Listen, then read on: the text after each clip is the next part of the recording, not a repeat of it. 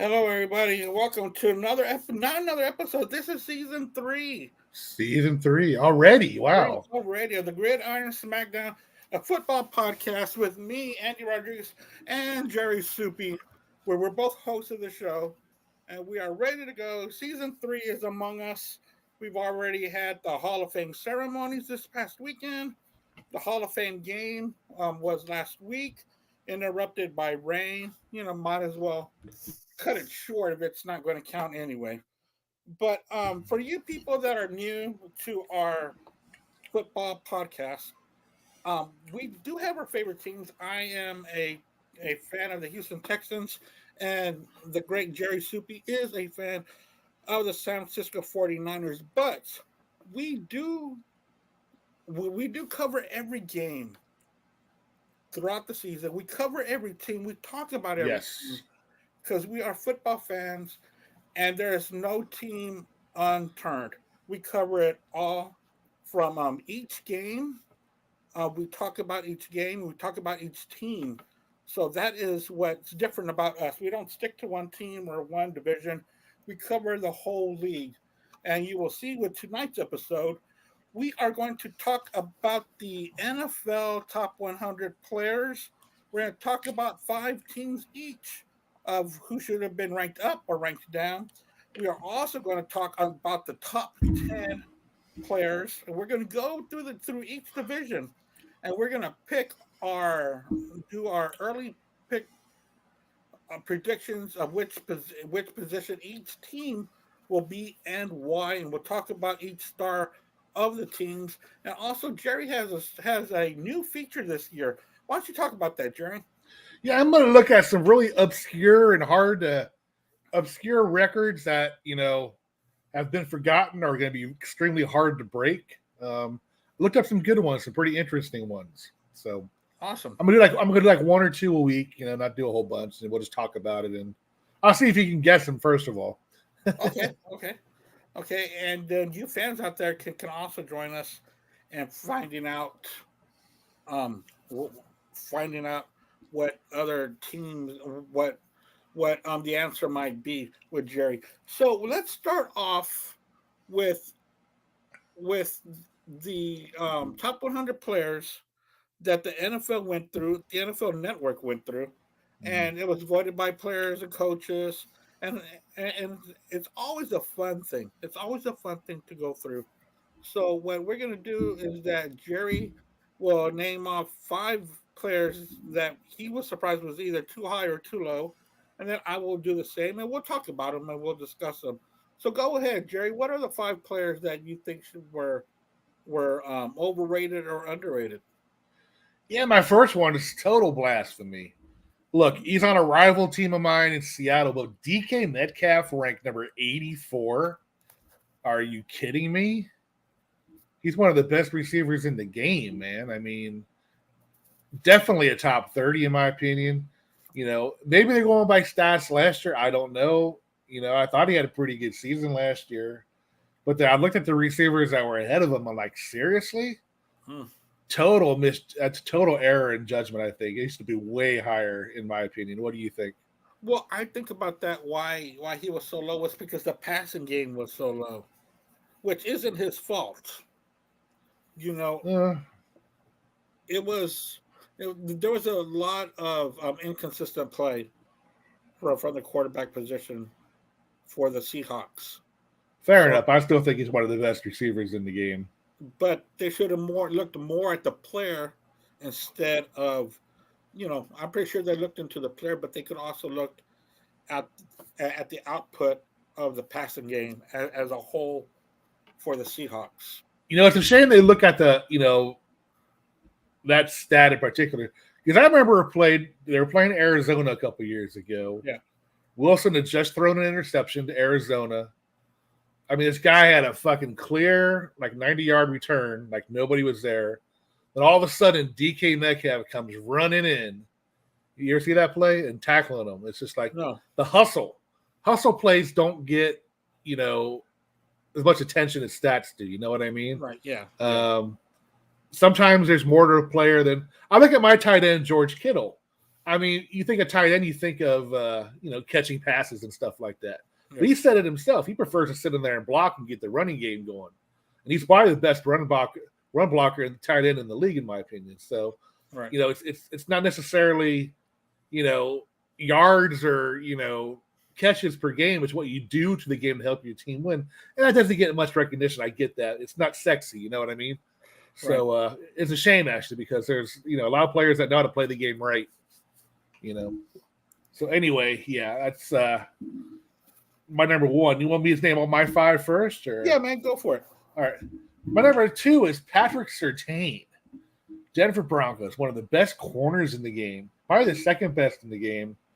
Number 52. I think there were 4 more ahead of him. I'm like, really? One of them I understand. The rest of them, I'm like, I don't get that at all. The dude's a hustle player. Yeah, he's on the Broncos. He's still a great corner. I mean, he's a lockdown corner, so that means he probably don't get too much looks his way. You know what I mean? Right. Yeah. So that probably doesn't result in interceptions, which interceptions are sexy in the league. So, but I don't know if I wanted a court. And then 49ers have been flirting to trade for this guy for the last couple of years now. It's hasn't gone through. But I'll take this guy on my team any fucking time. Great hustle player. I mean, just good attitude. Got all the good stuff. Yeah, again, I think that's more of a exposure kind of thing. He was over there in Miami. Things were great. Then he goes over to Denver. Denver's not a great team. Not that many people are paying that much attention to them. There was more of a quarterback controversy than anything. But see, I get that, Andy, but these are from the players. Yeah, I know. I mean, if anybody knows, it's not just me and you. It's these guys are players they're voting this in. But yeah, okay. I mean, and then another miscarriage of justice. Maybe because he's new, he's got kind of an attitude, but cornerbacks, you have to have kind of a swagger to it. You know what I mean? Yeah. Sauce Gardner from the Jets, number 38. That guy is a top 10 player, in my opinion, dude. He is locked down. He's fast. He gets in your face. He annoys you. He gets receivers pissed off. Does everything he can to fucking play that position. I think he's the best corner in the game right now. I mean, maybe he's. I'm sorry. Go ahead, I'm sorry. Maybe he's too young, only a couple years, but man, his first couple years, man, he's been awesome. This guy's going to be a superstar, man, in my opinion. Yeah, the thing with Sauce Gardner is that I'm very surprised it was that low as well. He really is the talk of the town when it comes to shut down cornerbacks right now. Yep. And he's playing on the Jets, and the Jets have had a lot of exposure the past couple of years, especially on the defensive side of the ball, where he's one of the defensive leaders on there. So him being that low, I do understand he belongs higher. He does belong higher. He should. Was he ranked at least the number 1 cornerback? No, Jalen Ramsey, I think, was ahead of him and somebody else. I can't remember. Okay, Jalen Ramsey, I've already had enough of that. Me too. Yeah. But Sauce Gardner is the future of cornerback play. So he should have been ranked higher to show his ability more. And I completely agree with you on that one. All right. My next one is Jalen Hurts, number 15. Really? The dude has had one good season his whole career, and he's like number 15. Yeah, terrible year last year. Cannot beat anybody good last year. Wow. It just totally amazes me. And it's not that I really hate Philadelphia, which I do, but still. I would put Dak ahead of Jalen Hurts. You know what I mean? Yeah. The thing with Jalen Hurts to do what they were like 10-1, and that historical breakdown of the Eagles last year, and he was in the middle of it. Yeah. And this team was cruising to winning the division hands down. And just I've never seen a losing streak like that or that bad in football for a winning team. Do you know what I mean? Yep. And then lose badly to a very average Tampa Bay team in the playoffs. I mean, yeah. And yeah. And we talked about that last season. We said, watch, Tampa Bay's going to win Yep. just because of momentum. And it's like the Eagles didn't even want to play. That's how No. bad it looked. Yep. Yeah, that was bad. And I'm kind of surprised that what's his name kept his head coaching job after Right. that because Yeah. that was bad. And And and Big, what's his name? Big the fuck's his name? The dude that clocked the 49ers linebacker last year. The bodyguard guy, what's his name? oh, I don't even remember, but I know who you're talking about. Clown. Big V or something. I don't know. Whatever the fuck his name Big was. Lou? Or was it Big Lou or am I thinking of somebody else? I can't think of it. That's how not important this fucking guy is. But That still, was ridiculous, man. Ridiculous. What was he even doing on the field? You're like some kind of security guard. You weren't head of security. You were just I mean, he didn't belong there. right? Jeez. But Jalen Hurts, I like him. I think he's a good player. But that breakdown last season hurt that team. And it wasn't that there were close games that shucks, we that Yeah. was blown out because they weren't even trying, they weren't even Mm. ready. It was like they were already calling it a day. Right. It was ridiculous, and it just shows you that any NFL team can beat you if you're not well prepared. Because they played some stinking teams, and those stinking teams were beating them by double digits and up and down that Mm. field. It was bad. There's just so many quarterbacks I'd put ahead of Jalen Hurts. I'm sorry. I mean, I don't know. I can see I put why. I put Stafford ahead of him. I'd put fucking well, I think Tua was ahead of him if I remember right. But people like that. Yeah, yeah. Tua Um, was in top 10, I think. I think.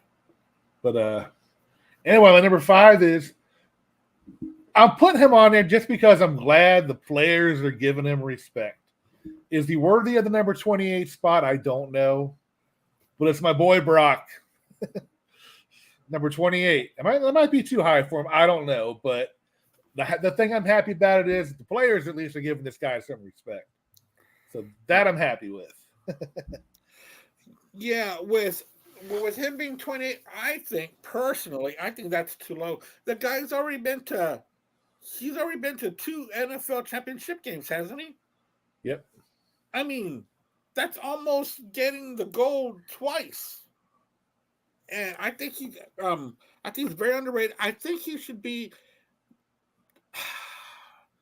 a top 10 quarterback for sure. Top 10 player. I don't know. I would put him in the top 20 of players. Yeah, I mean the first year the game against Philadelphia, they were actually beating Philadelphia until he got hurt. I mean, Yeah. so tells you at least the guy. I mean, he came back in and tried to play with a busted arm. I mean, Oh yeah. so a tough kid, man. I mean, Yeah. still not giving any fucking respect from writers, but No. that's good to see that the players are getting us the respect. So that's why I added him on there. You But know, anyway, that's my 5, man. and the one thing about him, I'm tired of people saying, "Well, he's got a good running back, he's got good receivers." You know what that's called? That's called a team. It's got a good team. It's called coaching. It's a team, and it's coaching. Yeah. It's it's not his fault that there's these great quarterbacks out there that don't have anything around them. That's not his fault.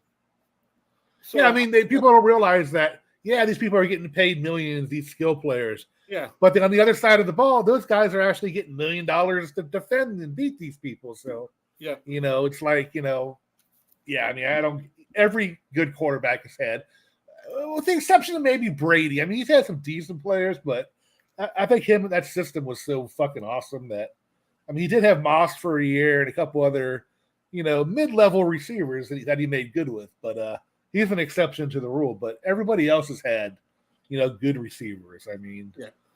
so that's my 5. So what's your 5, man? Yeah, I hate to let you down. I've only got 4. That's fine. Um, Trevor Lawrence, I think it's too low at 94. I think Yeah, I that get was a surprising. That was a surprise. I know that he had a couple of tough seasons, and they kind of almost did an Eagles fall apart. I understand Yeah. all that, but 94, That's Yeah. barely even cracking it. I think that's too low for him. What do you think about Trevor Lawrence? I'll take Trevor Lawrence over Jalen Hurts any day of the week. Oh So, shit! Okay. I mean, Jalen Hurts doesn't impress me. He's got good feet. I mean, he's only good when he's out of the pocket. If he's in the pocket, he's average at best. He's a great improviser outside the pocket. But other than that, you keep him contained, like Dallas did and what San Francisco did to him last year. Yeah. He ain't nothing.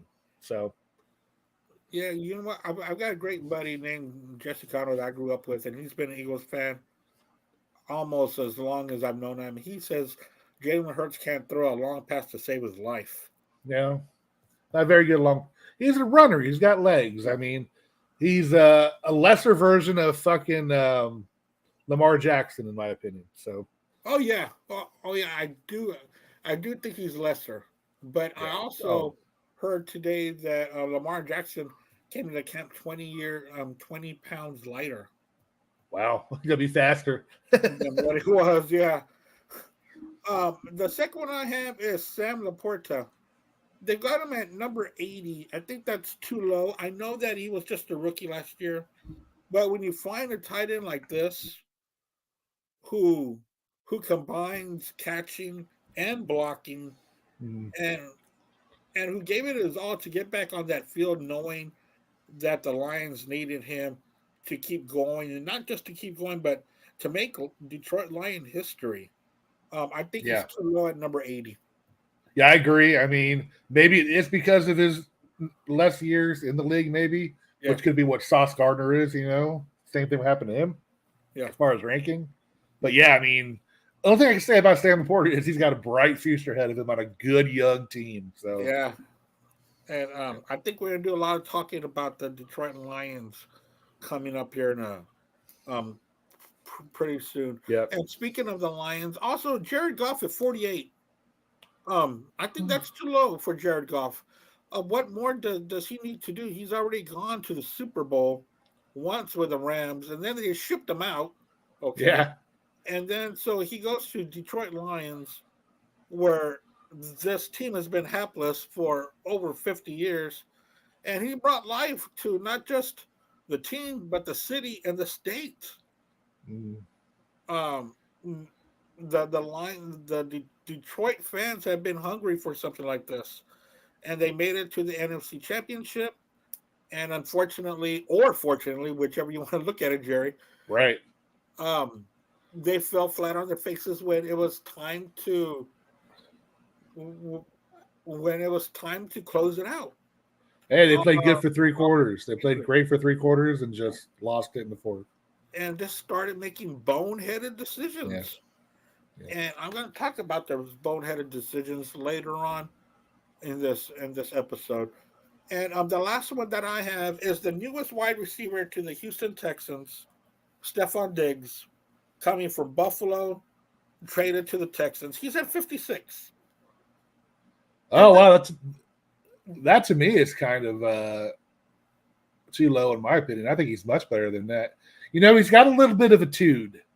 Yeah, and that's what I want to talk to you about. Do you think 56 is kind of okay for him, saying kind of let's prove it for the season, let's see how good you are? Because he's been kind of having temper tantrums the past couple of years. The ball hasn't been coming his way. Yeah. That's the only thing I'm worried about him. Man, this could be the best thing to happen to Texans or the worst thing that could happen to the Texans. Yeah. Because if he starts not getting the ball, or I don't see it, but if they go on some kind of a losing streak, what kind of cancer will he be in the locker? I do not know. But, I think he's placed maybe a little too high. I'd put him in the 40s maybe. Okay. But, I mean, he's just a problem case in my opinion. He was always yelling on the sideline in Buffalo. I mean, so I don't know. If you're going by, I'm going by team players, the all-around, team guy, and he just doesn't seem like an all-around team guy. I'm hoping that changes in Houston because, man, you guys are onto something fucking good there. Yeah, so. I think so too. And I'm thinking, I don't see him screaming and yelling like that on the sidelines with DeMeco Ryans right there. No, he won't put up with that shit. No. And he'll have no problem sending his ass to the locker. So yeah. And we'll see how that goes. The players are there, and he better be ready to be sharing that ball with the other two Yeah. because they just gave the second receiver a big contract, and you got Tank Dell that everybody loves. So you got three big ones, and you got a really good tight end and Dalton. Mhm. So he better be ready to share that ball. Not just that in the run game where we picked up Joe Mixon. Yeah. And So you got the money, and he's yeah, on his last year of the contract. yeah, So if he wants to make some big money last year, he's going to have to fucking perform on the field and not make headlines in the wrong way. So yeah, yeah. I am actually predicting it's going to go good. I think so too because of D'Amico Ryans. But I think And because C.J. of the Stroud's got a attitude. good head. I don't think you're going to ruin his confidence if he starts bitching about it or whatever. I don't see that happening. I'm sure that had to have been discussed before the trade. I would definitely have discussed that. Oh yeah. So yeah, I think it'll be okay. But there's always that chance with somebody like that in your team. Yeah, well there's a big difference between Ryans and McDermott. Yeah. So even though they're both defensive coaches, but they both have different kind of attitudes. Hmm. So those are our surprises on there. Do you want to get into the top 10? Sure. Let me see. I should have been ready for this. Yeah, I don't have the list in front of me. I'm sorry. Okay, yeah. Why don't you go ahead and host that part, Jerry? Yeah, I don't have the list in front of me. That's what I Oh, was okay. saying. I'll find it here. Hold on. Sorry, folks. First episode of the season. Got it. All right. All right. We're looking at number 10 here. And they got Max Crosby at number 10, the lineman for the Raiders. Raiders. Yeah. Oh, Good man. fucking good rusher. I mean, solid, well deserved. I think he's perfectly in the number 10 spot. No problem with that whatsoever. Yeah, that's an old school kind of lineman. And he belongs right there with the Raiders. Yes. He belongs right there. He's bringing back the old Raiders attitude along with the coach. I think the Raiders are going to surprise a lot of people this year. I think they'll figure out their quarterback situation. But I think if they bring back that Raiders attitude, I'm going to be in love with this team. Number 9, Travis Kelce. Yeah. Tight end. But do you think losing a step? Do you think that might be too high for number 9? Nah, I mean the guy is a fucking prime time, man. Whenever you need a pass completed for a touchdown or a first down, like him or hate him, he's always there. I mean, that fucking bro.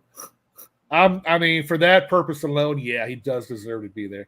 And the fucking Lane Taylor Swift, hell yeah, I think he should be higher for that one.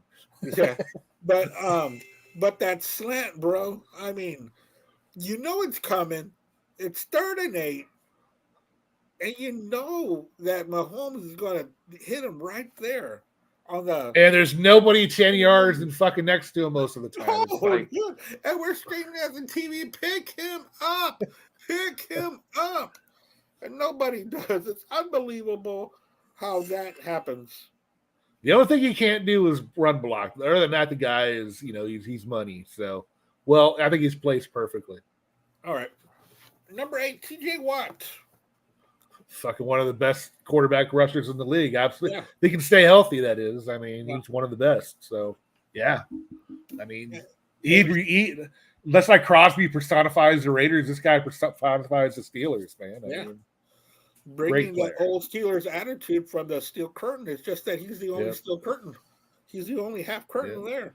But, man, he sure can wreck a game when he's healthy. He can. He can take over a game. Yep. Yeah, and he has, just like his brother has.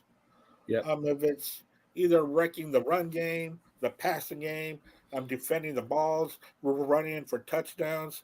It just seems that TJ is a younger version of JJ Watt, and maybe even tweaked a little bit better. Yeah, I think so. He might be. I don't know yet, but he's definitely on he's on that track because of his build. He's a little smaller. He's not as big as JJ was, so he's more versatile. But man, the injury bug really got both of them. Yeah. Number 7, it's going to be an offensive tackle on your side on your team, Trent Williams. Yeah, absolutely the best probably lineman in the history of the game. Wow. I was so I was so happy when we were able to trade for that guy from Washington, man. I'm like, damn, this guy is a beast. I mean, just watch his videotapes, man. I mean, talk about pancake blocking and just pushing, just throwing people out of the way. The dude's a beast, man. Wow. Absolutely deserves that spot. And I'm not saying it because he's I thought he was the best lineman before he was a 49ers. So, I mean, he's holding out right now, unfortunately. So I don't know how that's going to factor into the Niners season. But, you know, he deserves to be the number one paid lineman in the game right now. So he's well deserved right there. Yeah.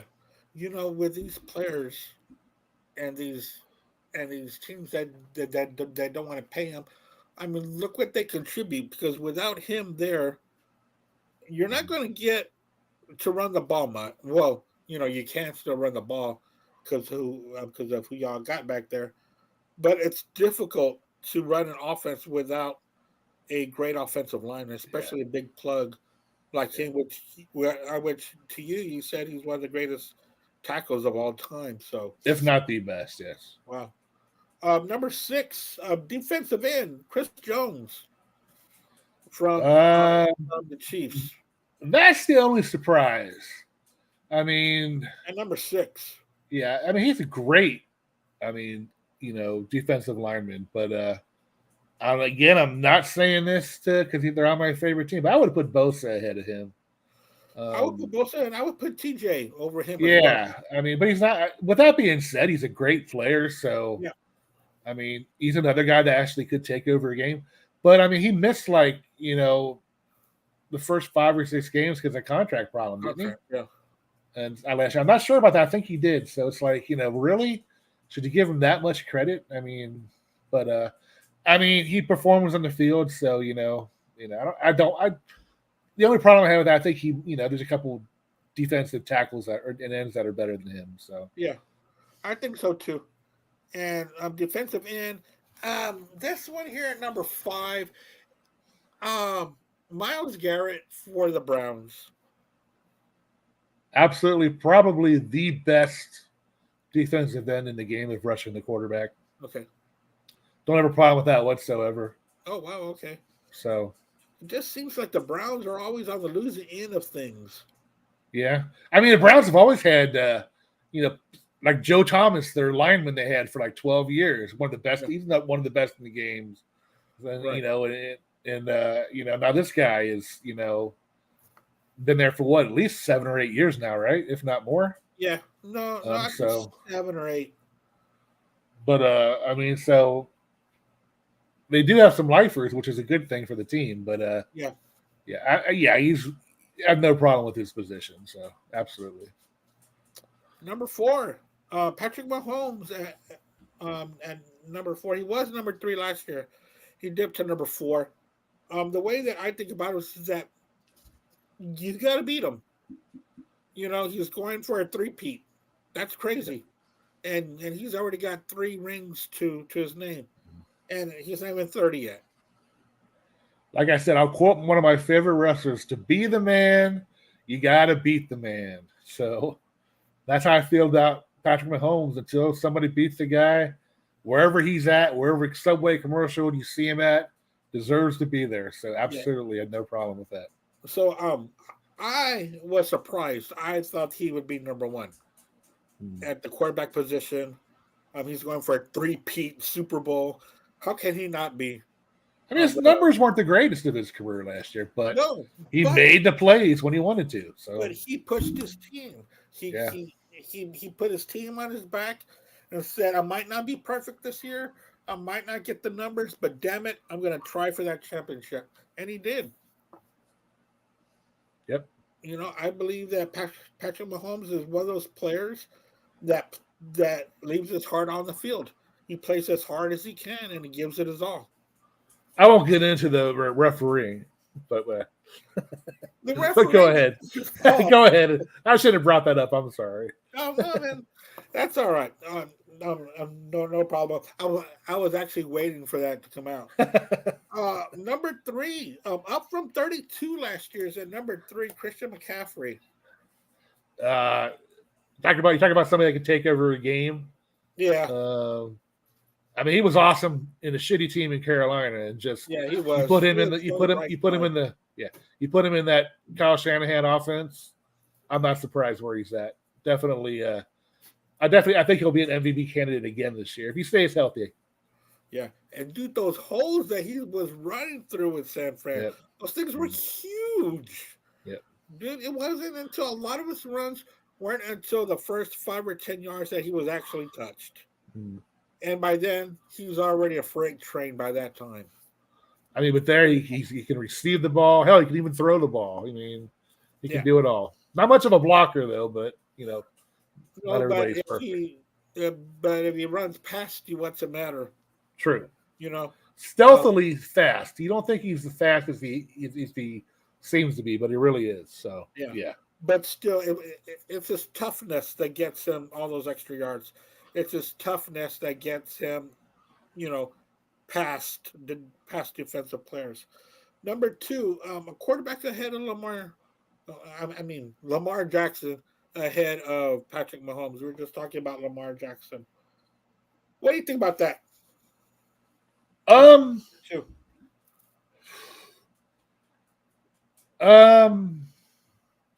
Based on last year, I guess I can take it. I mean,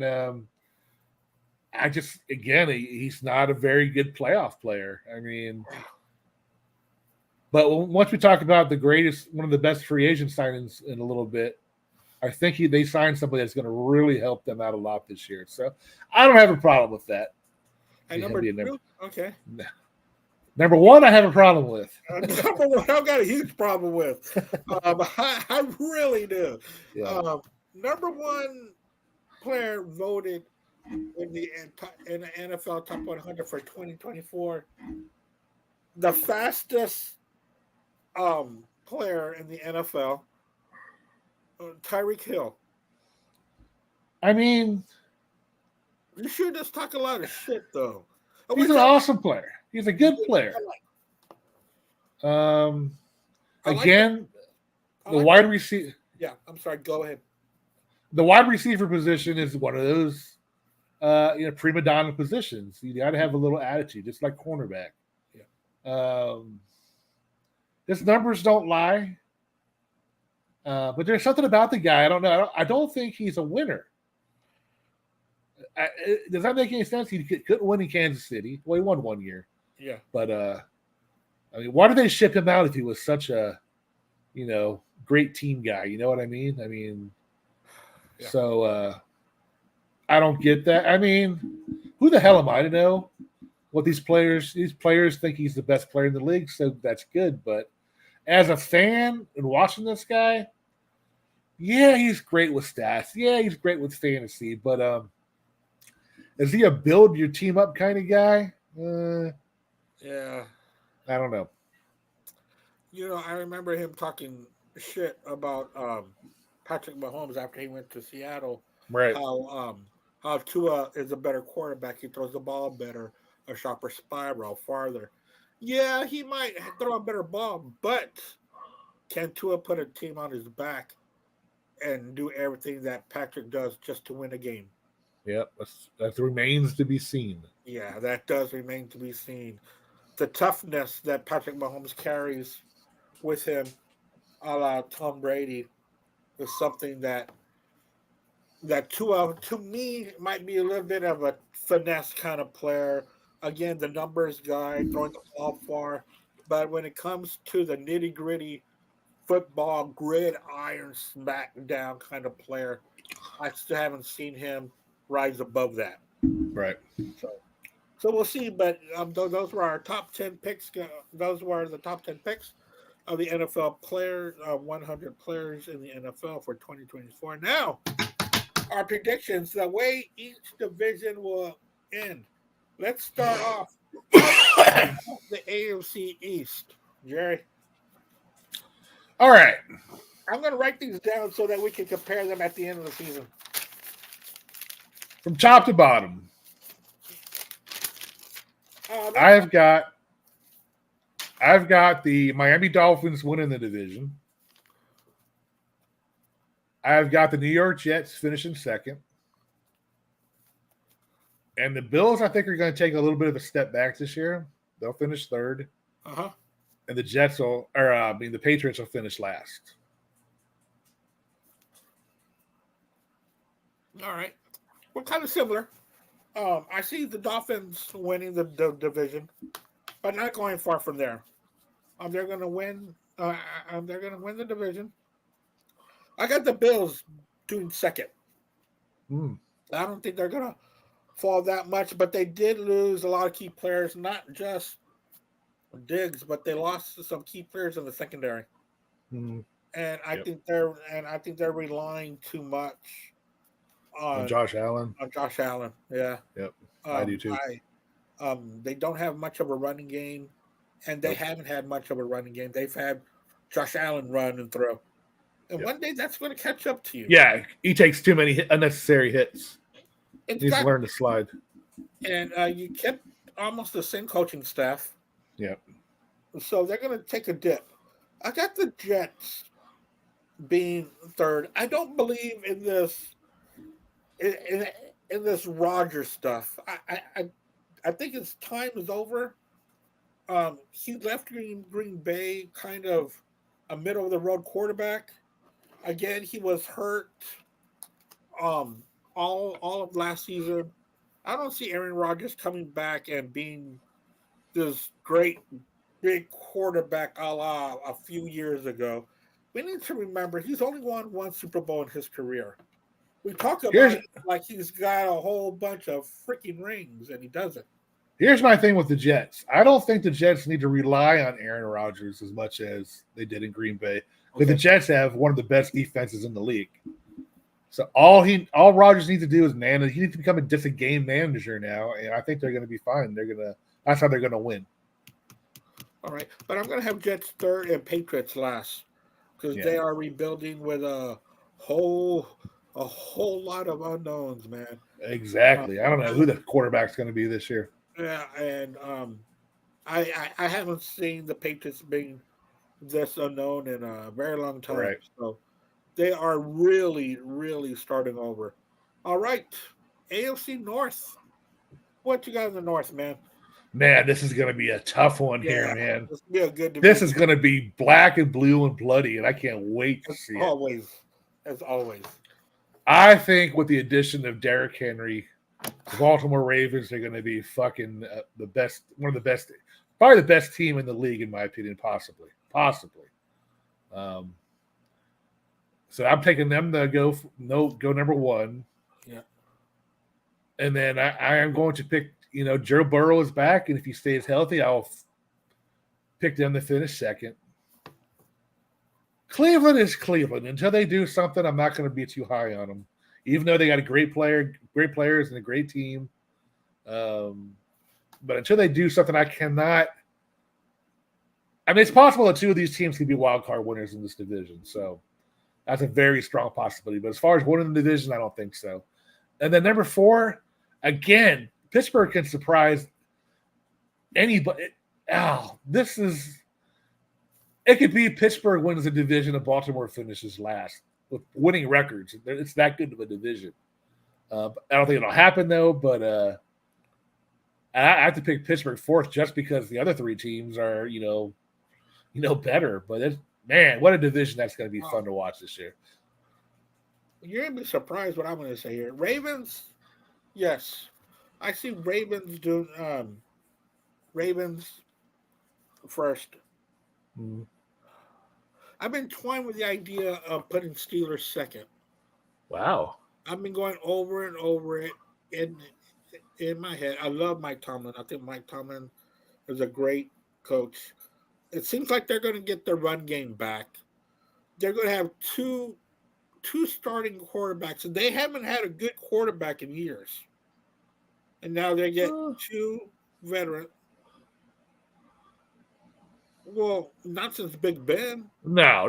I mean, they've had some. I mean, Mason Rudolph was not the greatest, but he was a dude that Myles Garrett ripped his helmet off, right? Mason Rudolph? Yeah. He was a good quarterback for a few years. I mean, but I'm just not high on either Fields or Russell Wilson just because Russell Wilson did horrible in Denver.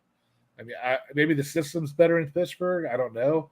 Justin Fields has been a bust. So if you look at the quarterbacks in that division, I mean, you got Lamar, you got Joe, and even Deshaun Watson. I mean, as inconsistent as he is, I think he's better than those two. But Pittsburgh's got a great defense too. So, like I said, dude, I am looking forward to this division. It's going to be fun. I'm going to go Steelers second. All right. Bengals third. Browns last. Wow. About the only one. Browns. The Browns I was going to put last anyway. Yeah. Because of Deshaun Watson. I haven't seen Deshaun Watson play a good game in years. Right. Ever since he was with the Texans. Should have kept Flacco. Huh? They should have kept Flacco. Yeah. Again, I mean, they got blown out in the playoffs. I mean, I don't know. Well, he played but he got blown out. He got blown out bad. So Flacco went where? I think the Colts. Yeah, I think he's backing up. Him in Indianapolis. Yeah.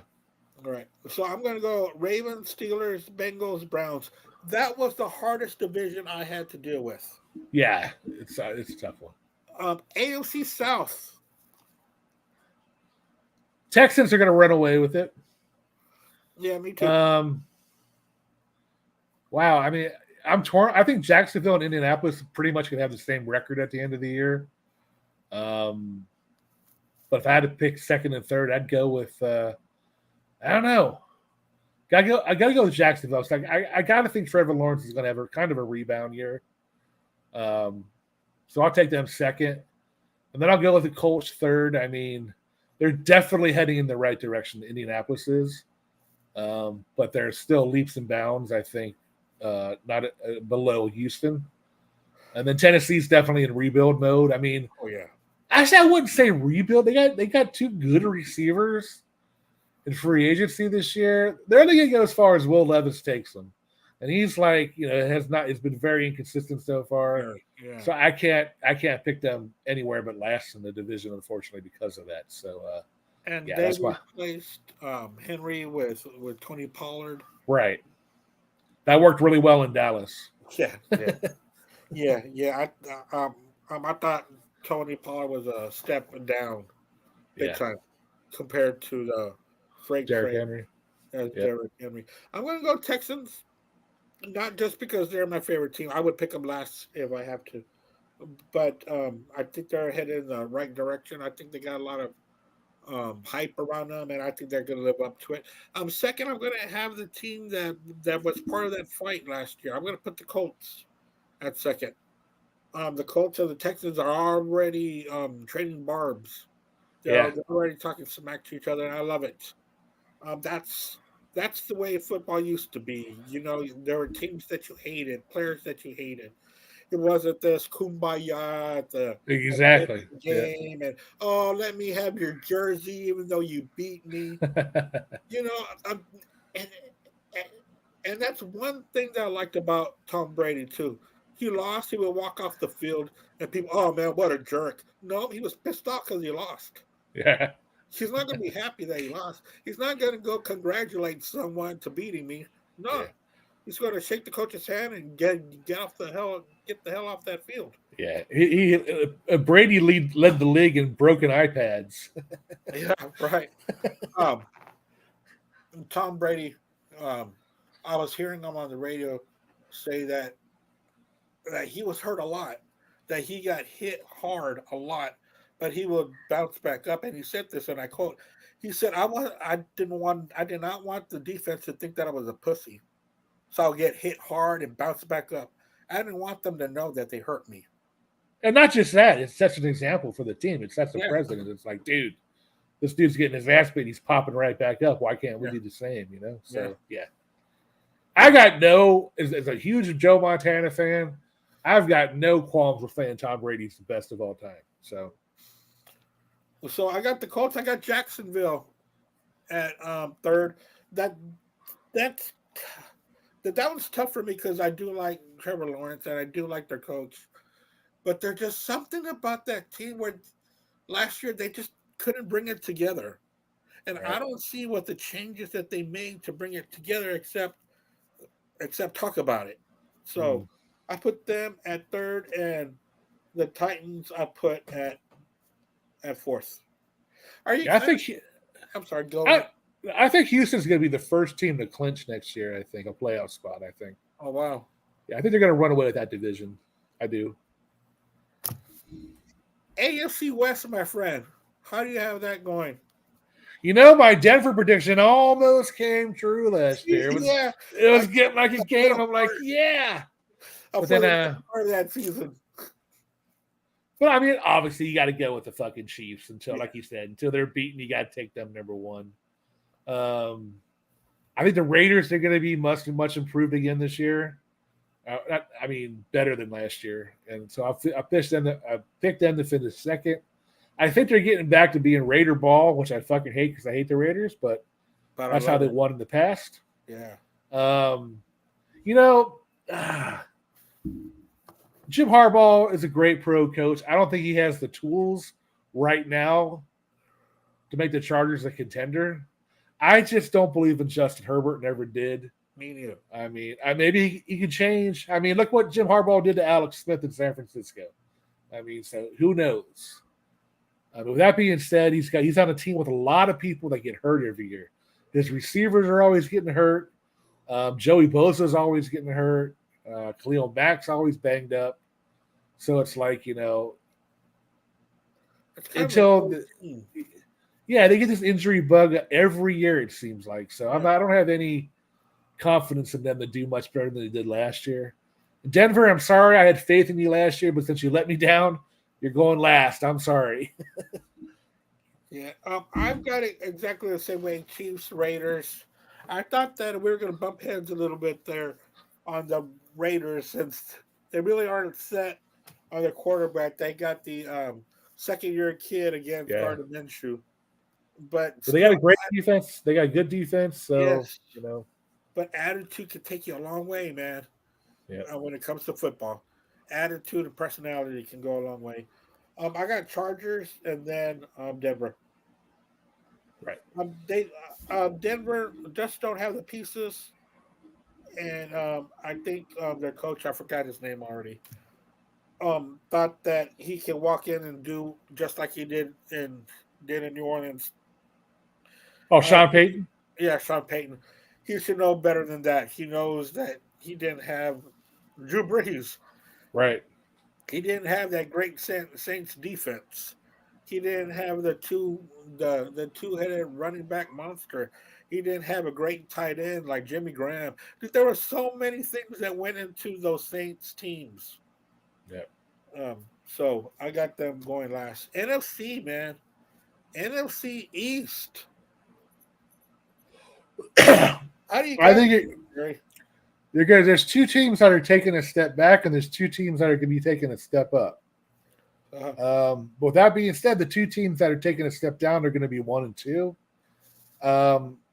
Philadelphia, I think, will finish first. I 10-7, 11-6, maybe. Not really, really overpowering numbers. But Dallas is going to be right up there the same way. I think it's going to. I'm curious to see their schedule. I hope they're kind of playing the last game of the season because that division might be on the line. You know what I mean? Yeah. Oh, yeah. I haven't checked the division, but anyway. With that being said, Dallas actually did nothing free agency wise. They had a mediocre draft. I mean, what they did with Ezekiel Elliott again? I mean, really? I mean, this was already broken down in New England. Yeah, I don't get why. I kind of feel bad for Cowboy fans. I never thought I'd say this, but as long as Jerry Jones is running that team all the time, I just think he's out of touch, man. He doesn't know how to run it nowadays. Just what I'm thinking. He can do it. He was awesome with Jimmy Johnson. You can't deny that, but that's a long time ago. Dude, that was 23 years ago. And he's doing nothing. He keeps Mike McCarthy as your fucking head coach. Really? And like I said, they've got a couple of linemen they lost this year. They lost more great players than they've gained. I mean, they lost a lot in free agency and didn't even bother to replace them. And then you got CeeDee Lamb and Micah Parsons, bitching about contracts now. So I don't know what a distraction that's going to be. But And the surprise team, this team could actually dash some hopes, will be the Washington Commanders. Do I think they're going to be a great team? But can they win 10 games? I don't think it's out of the question. I don't think it's going to happen, but I wouldn't be surprised if it did. But I can't put them right ahead of Philadelphia or Dallas right now. So I'll pick them third. And, I'm sorry, Daniel Jones, man. You seem like a really good dude, but I don't see you doing anything for the Giants. So I got them, picked fourth. Yeah. Yeah, I am exactly the same way. And I got this division. I got Dallas second, but I'll be very surprised if they're not 500 or almost 500. Yeah. I think Dallas is going to finish around 500. I think Washington is going to finish just below 500. I think they are going to finish third, but they're only going to finish maybe a game or two behind Dallas. That's how much I think that Washington has improved in free agency, in the draft, in coaching, and in the ability of bringing back, bringing back the Redskins, the Washington way of the 80s. The Hogs, big football, taking over with strength, and strength. Yep. And that's the way Washington is going towards. Fortunately for Dallas, it's already breaking apart. Yeah. And it's sad to say, but I was a Cowboy fan because I grew up in South Texas. I still follow them closely. But of course, Texans are my team because I live here in Houston. But it's just a shame that they always have this big, these big lofty goals, but don't know how to get to them.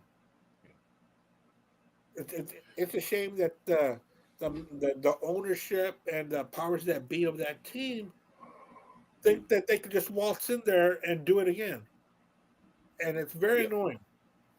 Very annoying. Also, I mentioned Micah Parsons and CeeDee Lamb.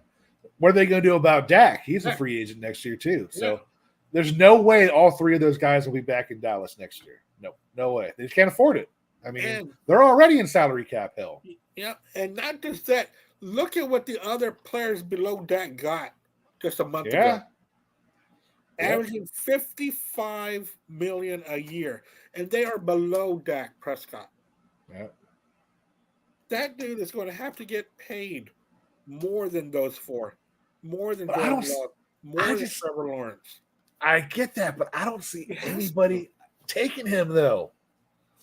Spending a lot of money on him. You think somebody would? Dude, he's been in the game for so long. He's better than those quarterbacks. He should be compensated better. Oh, but still, it's like I don't know. Where else would he fit in? Seattle, maybe. That'd be a good team for him. Place for him.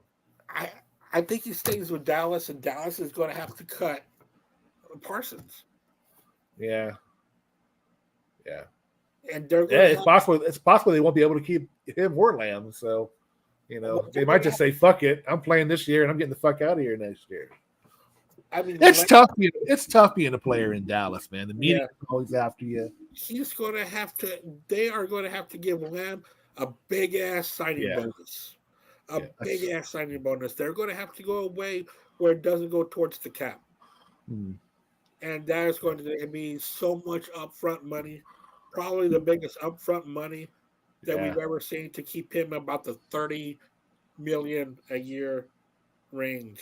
You take a chance that what if he gets hurt? You know what I mean? It's a big fucking chance, Speaking of money, did you see how much Snoop Dogg is getting for the Olympics? No, but I'm sure he's everywhere on the fucking Olympics. I'm sure it's a lot. Yes. And I'll tell you higher or lower a night. 50 million. Huh? 50 million. A night? Oh, I mean together. All together. Oh no, but he's making $500,000 a day.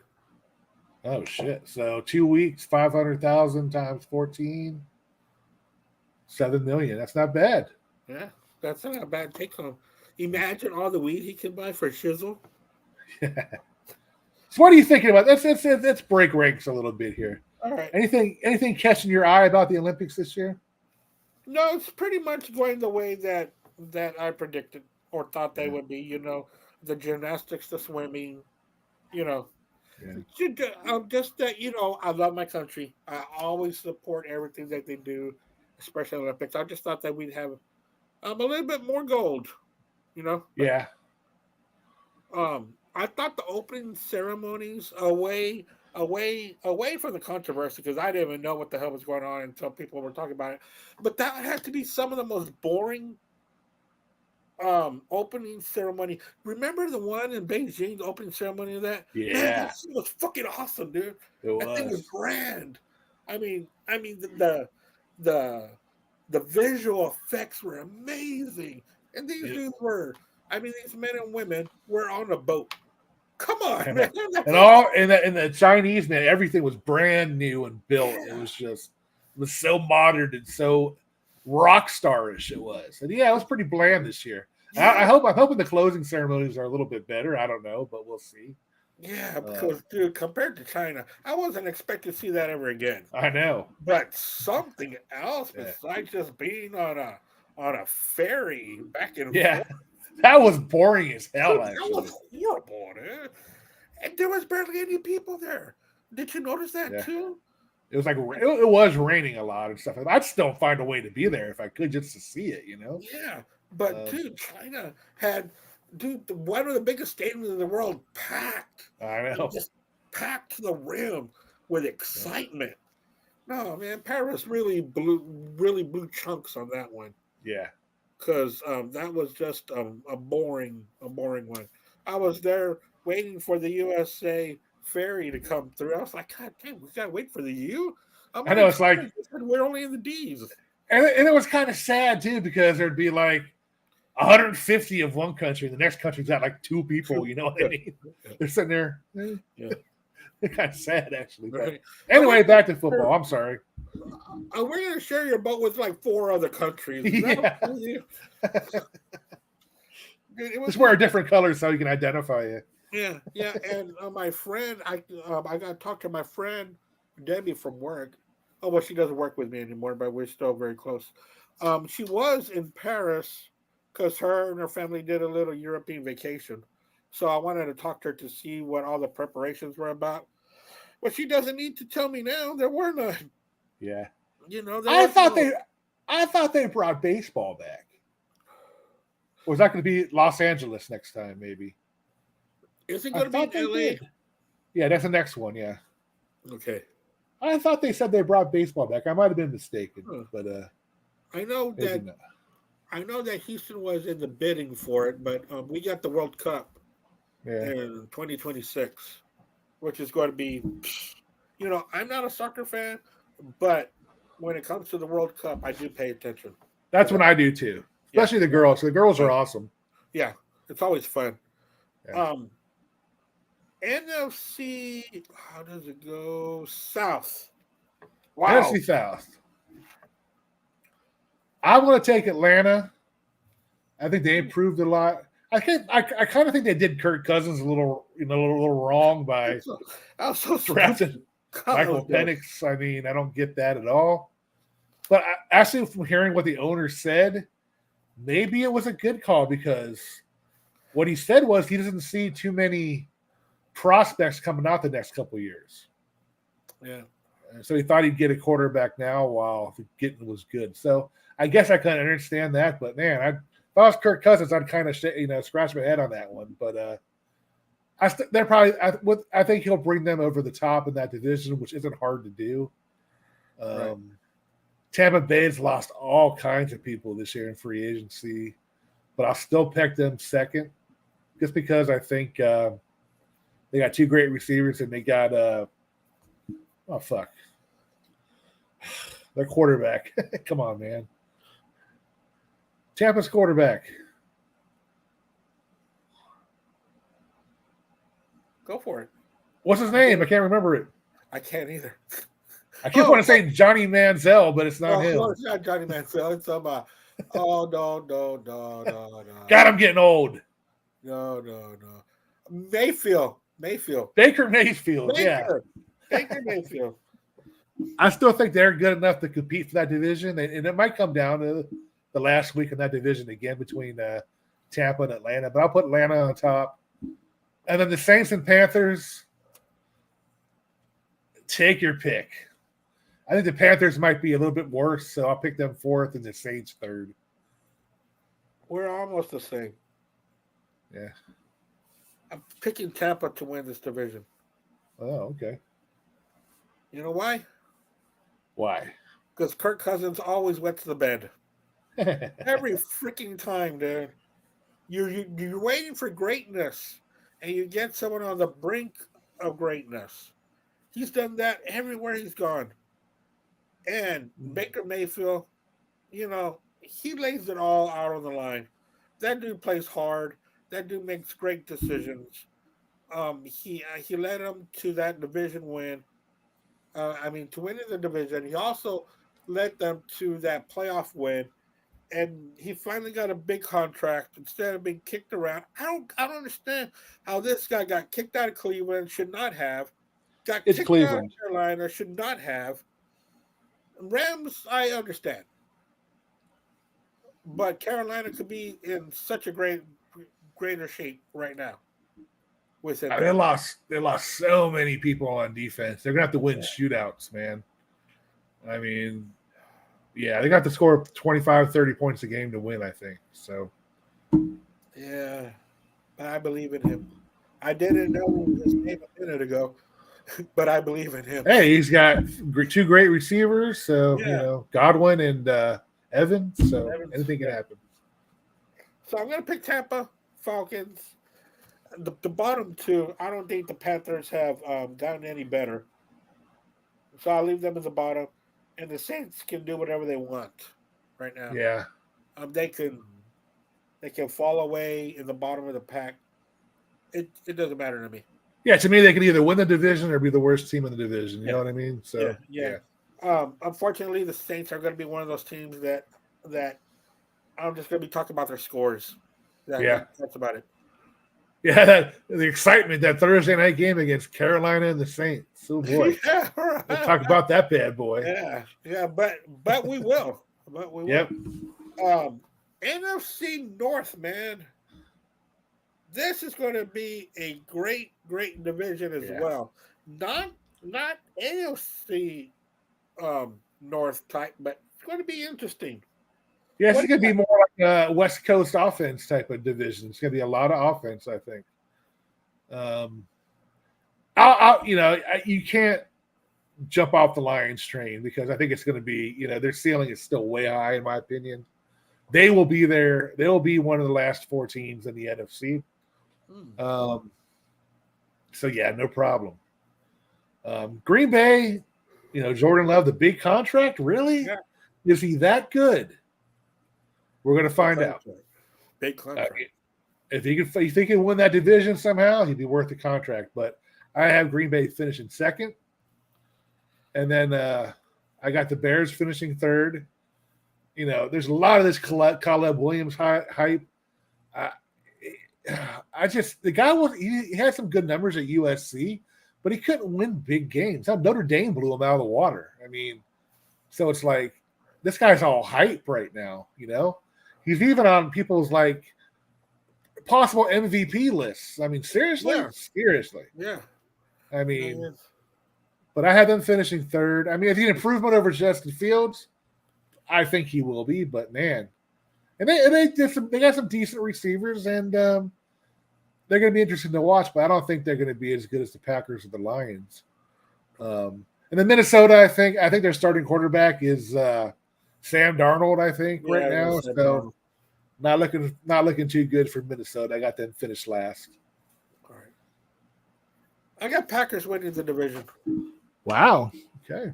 I mean, compared last year, I was all over the Lions. Even before all the hype, I was all over the Lions. You can go back to season 2 and watch that. That was my sleeper pick, were the Lions. But man, the way that the Packers played the last half, the second half, the way they put Dallas away in the wild card game, they have young, hungry receivers take your pick. They do. They got a defense that is young and don't know what to do but run hard and hit you hard. And they've got they picked up Josh Jacobs as their running back. Now, is he A better lot of than mileage. he had last year? A I lot of don't know. I mileage. think they're about the same. Maybe a little change of scenery can help them True. for maybe a season or two. But man, what I saw in Jordan Love, the last the second half, starting with that game. Remember that game? It was Thanksgiving game, Yep. and Detroit was all over them. Detroit was already eating turkey at halftime, Yep. getting fat, drinking beer and stuffing. Came out of the second half, and ever since the second half of that game to the end of the season, Jordan Love was just smoking everybody with ease. Yeah. They kind of did the same thing in the championship game last year as well. So Yeah. if I was their coach, man, I would tell them if they're up big in a game, what's that guy's name? Is it Zimmer? No. Yeah. No. Who's Detroit's head coach? Campbell. Dan Campbell, yes. I would say none of this fucking celebrating, waving goodbye shit because that could bit him in the ass twice last year. Twice. So, and a lot of it has to do with his boneheaded decisions. Yep. I'm going for it instead of kicking a field goal. They gave you chance after chance to make the right decision. Oh, let's just go for it, dude. He cost them so much. And I was thinking about this the other day about the show tonight. I said, you know what? I also another reason why I'm picking the Packers is because I trust LaFleur more than Campbell. Yeah, I mean, he's an aggressive style coach. I don't know if you want to get that out of him, but yeah, it can cost him. It could definitely cost him games. I think it cost him a game against Dallas, even though I think the refs blew the call on that one. It still was confusing. You know what I mean? Yeah. It still was confusing, and it should have been that hard to do. Right. But I don't know. But what happens if you take that out of the coach? So I don't know, man. I mean, yeah, but there's a difference between I get it and just going against nonsensical calls. Yeah, and he won 3 times, 4th and long against San Francisco and didn't make it, and that just cost him. It really did. I mean, dude, how many chances do you have to get to put points on the board? I mean, they could have got a field goal and tied the game, but yet they wanted to go for it. Guaranteed points, Jerry. Guaranteed. Yeah, I know. In NFC Championship in the 4th quarter. I think it was with 5 minutes left. Yep. And no, we're going to go for it because I always do. That's that stupid man. Yeah, I know. It's a tough decision because you're taking a part of his game. But I hear you, though, man. It's like, if it worked, he would have been a fucking genius. You know what I mean? But it hasn't, and now he's considered kind of a lame duck in a way, if you think about it. Yeah, because well, look at Belichick at the height. He would go for it on 4th when he knew that he can. When he knew that it was going to cost his team a setback, no, punt it. Yeah. But if he knew that if he didn't make it, it's still going to be okay. Yeah. What happened in Detroit again at San Francisco, it was not going to be okay if you messed up. It was not going to be okay. I understand trying to take away the momentum from the 49ers, but that momentum was too strong. You weren't going to take it away anytime. And I mean, it's not just that. Well, they were blowing San Francisco out. I mean, so you can't blame just that one bad call. You got to blame the defense for, not doing their part. I don't know. It's just, when I was watching that game, I'm like, wow, this Detroit team is going to be phenomenal for the next, decade, And then I saw what happened. It's like, that was his coach. Yeah, and that's like Jerry Glanville said, NFL stands not for long. You make calls like that. I'm telling you, I do not have them winning that division. I had them going in as a wild card, but I don't see them being. They've got all the parts in place. They do, but there's going to be a hangover. Yeah, I really do believe that. All right, Jerry, which way do you see your divisions, the NFC East? I mean West. Well, not to be biased, but I think San Francisco still is the elite one in that division. Oh, that's not being Um, biased. That's being honest. and there's some teams that the Rams made a couple strides. They found a jewel in uh, who's that receiver? Paco, what's his name? Yeah, I know who you're I talking mean, about. and if Cooper Cup can stay healthy, Matthew Stafford is on his game. They They're got going to that score one some. game. Yeah, they're going to score some points. But man, how do you replace Aaron Donald? I mean, really, how do you replace that guy? Again, that's going to be a team that scores points, but it's also going to give up a lot of points. Yeah, The defense does not look good at all. But compared to the other two teams, I think they're still going to finish second. Seattle, I think, is going to be just one of those teams that tread water, maybe 500 at best. Arizona with Marvin Harrison Jr., he's going to be a great receiver, and if the fuck quarterback's name, God, I'm just, God, what's his name, man? Arizona's quarterback. I know who you're talking about. Jeez, man, I'm sorry, everybody. I'm getting old. I'm forgetting it. I need to write everything down. Yeah, If he has, down and I have it. if he's healthy and can do what he can do with his legs, I think they're going to score some points. But then again, you got terrible defense, so I had them finishing fourth. It could be Arizona or Seattle at the bottom in my division. So that division, I mean. Yeah, take your pick as far as third and fourth there. Yeah, I got the first two of being the Niners and Rams.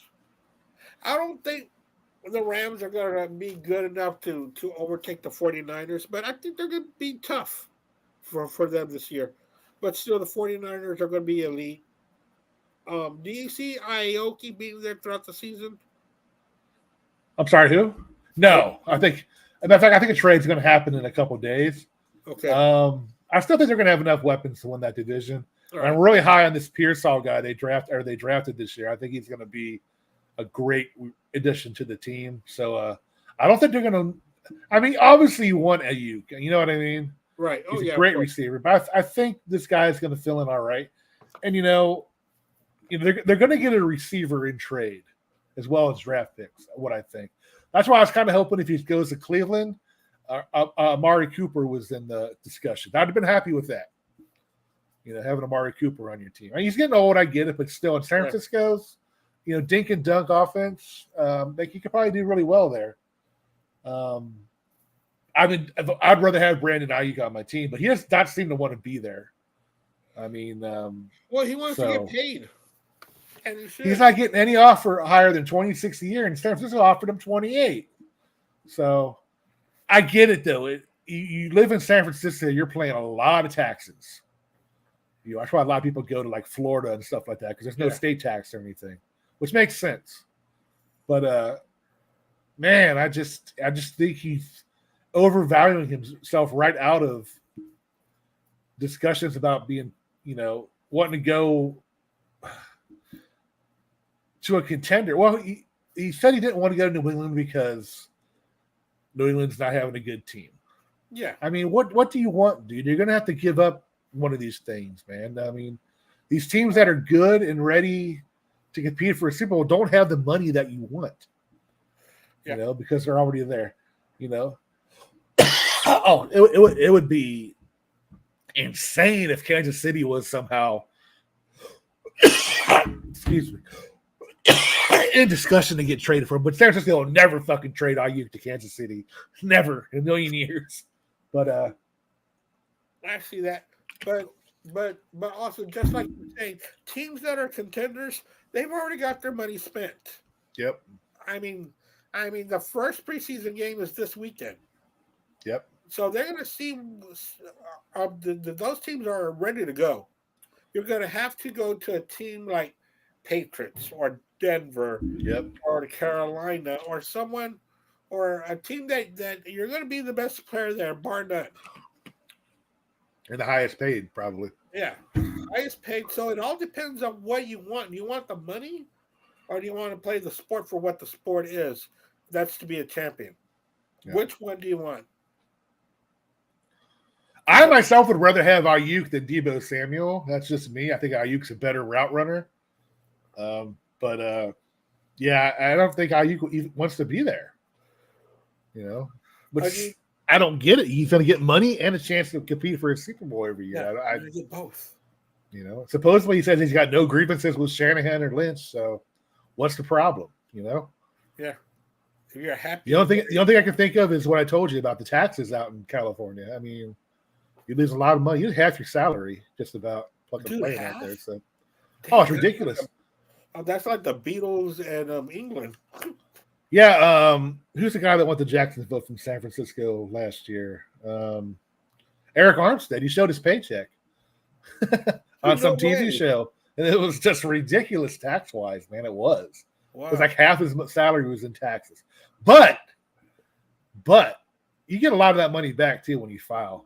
So, I don't know. And if you donate to charities, you get a lot of that money back. So, I don't know how much – I mean, on the paper, on that paycheck, it didn't look like much, but you get money back for charity shit like that. And he was a big charity guy, so he wasn't losing much. I don't know, man. I think he's going to be gone by the end of the week. Wow. Yeah, because it's getting, like you said, training camp is over. Yeah. Preseason's starting. You don't need this drama going into the season. Yeah, so let's see what happens there. So, Jerry, now we've got all that wrapped up. I wrote everything down. I got 49ers, Rams. I'm going to put the Cardinals above Seattle. Seattle's got a new coach. Their quarterback is twisty-turvy. Had a great first year with him as a starter, yes. But other than that, yeah. Yeah, so I'm going to put them last right now. So I got Niners, Rams, Cards, and Seattle. I see the Rams fighting to get first, but they won't. But I think it's a bit closer than it was last year. No, I think San Francisco will win that division by 3 or 4 games, I think. Oh, okay. Yeah. Yeah, I definitely could see that happen. I mean, like I said, the Rams, when you lose Aaron Donald, it's like, wow, how are you going to replace that dude? Right. Well, you never are. Everybody in San Francisco, offensive linemen, are breathing a sigh of relief for that one because he was a wrecking ball against San Francisco all these years. All right, Jerry, we got into a part where it's your section. So what is this? I'm going to do some obscure, records that people probably don't know of. I'm going to see if you can guess some of these. I got 2 of them today. All right. But the good old passer rating system. There's one person in the NFL that has 8 games of over 150 plus QB rating. Who would you think that would be? For QB rating? 8 games over 150. 850. 150. Well, 150, I was about to say. 8 games over 150. Who would you think?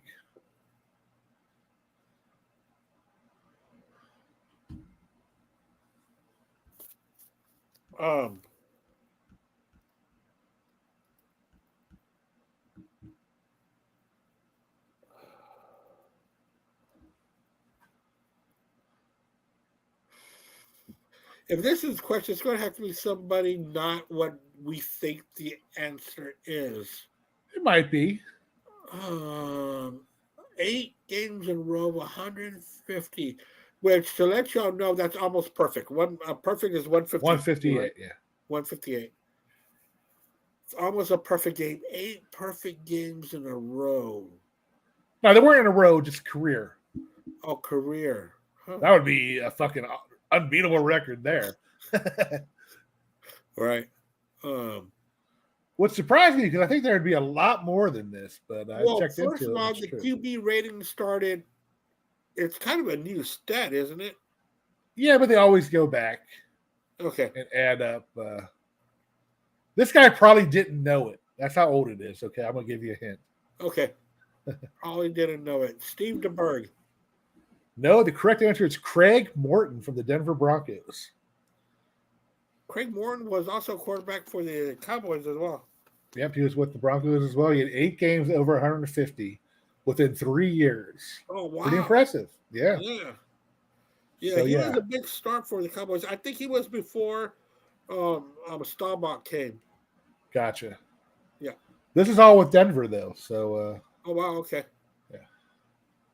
All right. This you might be able to get this one I'm going to talk about here. Most career fumbles.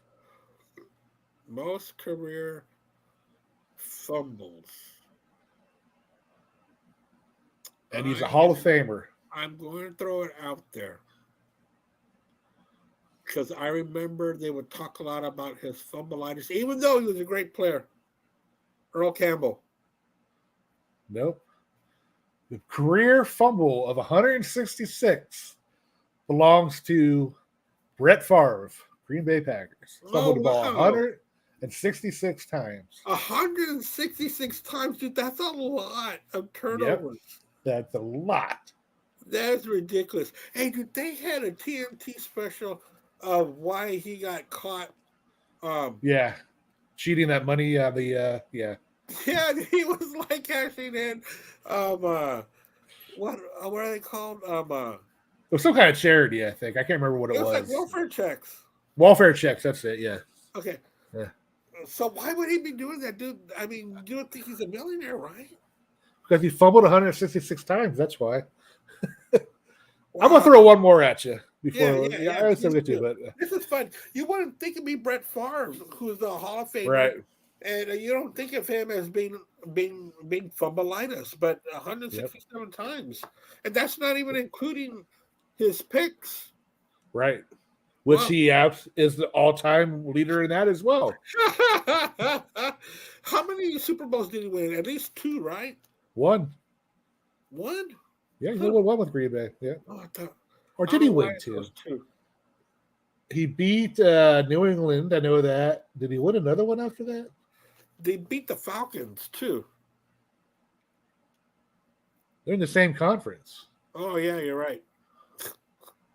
Then who did the Falcons lose? Oh, no, you know what? That was the NFC. Well, Green Bay did end the NFC winning streak because Denver, with John Elway, beat them in the Super Bowl. The NFC had won like 15 or 16 in a row before that. And then Denver beat Green Bay to end that streak. Thanks, Brett. You're blowing all kinds of streaks, dude. Yeah, well, that was pretty much, if you would think about it, that would be a lot of NFC East. Because just think of how many of the Cowboys won, the Redskins, the Commanders, and the Giants. Yeah, they were all over the 80s and the early 90s. I think he did win 2. I'm about to look it up. I never knew how to say his last name. I was a Favre. 1997 is the only Super Bowl that he won. Oh, well, you beat me to it. Okay. So they've only won one with him and one with Rodgers, yeah. Rodgers. And then, before that, they weren't Super Bowls yet, even though it's named after Vince Lombardi. Oh, well, they won Super Bowl 1. 1 and 2. 1 and 2, okay. All right, one more for you. You might be able to get this one. All right. Most interceptions thrown in a rookie season. David Carr. No. The correct answer is Peyton Manning.